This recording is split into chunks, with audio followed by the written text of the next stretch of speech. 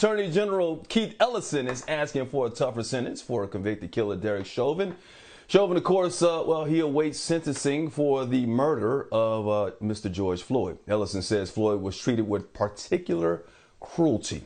So what could this all mean for the ex-police officer, of course, and the feds are about to jump in. Our legal expert, our lawyer, Candace Kelley, joins us to break this all down.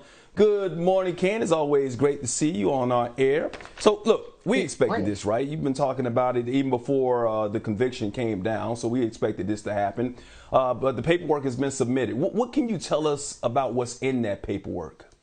You know, this paperwork is really interesting because there's so many things that are clarified in terms of what the prosecution sees makes this particular defendant, makes this particular person, George Floyd, particularly vulnerable. And I suggest that people who are out there just read it. I want to just look at it myself. Specifically, it says that the defendant did not just cause physical pain, he caused Mr. Floyd psychological distress during the final moments of his life, leaving Mr. Floyd helpless as he squeezed the last vestiges of his life out of Mr. Floyd's body. And so this is what they're talking about in terms of these aggravating factors. There are 5 of them, and only one of them has to be reached in terms of extending the sentencing. We know, as you said, we've been talking about this. One of them is that children are involved or that there was an abuse of power by the police officers. And we know by hearing from a couple of the jurors so far, and just by the verdict itself, that these are things that can be easily attained,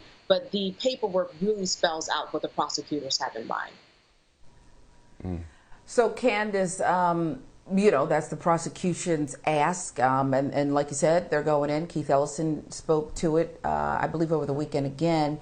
Talk about Chauvin's defense team. How did they respond to this request for a longer prison sentence? What did they say? They said, you know what? No longer prison sentence is needed because actually George Floyd happened not to be vulnerable because of his size. Certainly we've heard this before. I also want to read right from the brief saying the assault of Mr. Floyd occurred in the course of a very short time, involved no threats of taunting, such as putting a gun to his head or pulling a trigger, and actually ended with the EMS finally responding to the officer's calls. This is what Eric Nelson wrote. Now, we all know that when the EMS responded, even according to the 9-year-old, that they had to practically pull Derek Chauvin off of the body of George Floyd. So I don't think that this will fall very well in terms of the sentencing into the laps of the judge who has to make this determination in June. You know, it's one thing when you say that, you know, this isn't going to persuade the judge, but won't this anger the court? Because as you were reading that, I got very angry, Candace. The trial's over, right? We're into the penalty phase. The jury rendered their verdict, correct? Yeah. And I know why you asked that, because it seems like, listen, Eric Nelson is still trying to try his case a little bit because he's echoing the same refrain that we heard during the trial. We're hearing about the size, and we're hearing about how Chauvin, when EMS, he was just holding him down till EMS came. A lot of it just doesn't really make any sense. I think that it will bode well in terms of the judge considering what will happen. I'm sure that this will be a longer sentencing than the 12.5 years, which is recommended by the sentencing guidelines for the state of Minnesota. All right, so the state's going to have their case that's already been tried. They're going to wait for sentencing. But now we have a report that the DOJ is about to get involved. As a matter of fact, there was a report that said that had he been acquitted, they were ready to swoop in and arrest him immediately on federal charges. What's that tell you about what the feds have planned for Derek Chauvin and the 3 other defendants who will have their trial later on this year?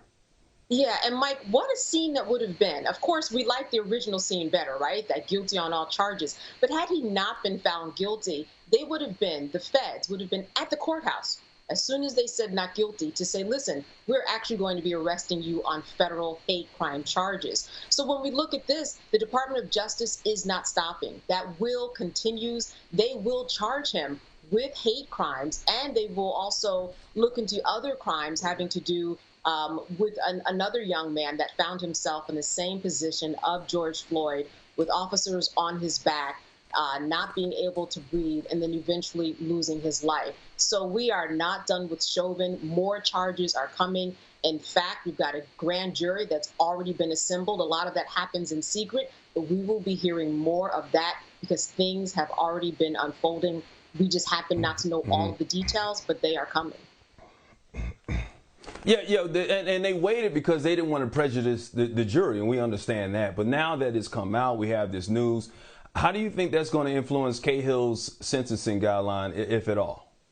Well, it's interesting because the sentencing guidelines are that they are guidelines. They're not supposed to consider anything else outside of what's inside of that courthouse. I don't think it will affect it at all. He's just going to look at what does this legal brief say and how can he make the determination as to what the sentencing should be. Now, people should know that in the state of Minnesota, people who are defendants generally serve about 2/3 of the sentencing that they're given. So even if it's just 12 and a half years, we're definitely not looking at that. Even if it's 40 years, we're looking at 2/3 of that particular time if he has good behavior.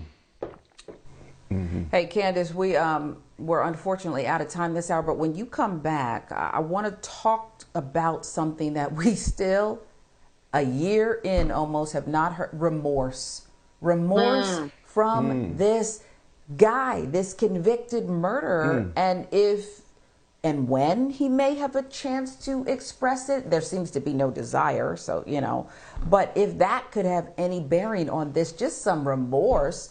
And based on the paperwork that you outlined, that his defense attorney, drawing on the stereotypes. Candace, please come back in an hour, and you're going to be part attorney and part therapist because I'm triggered. I was having a happy day. I'm triggered by that. Thank you, Candace. Please, thank you. Thank you so much. That's what girlfriends do. We'll see you in about an hour. 100 million.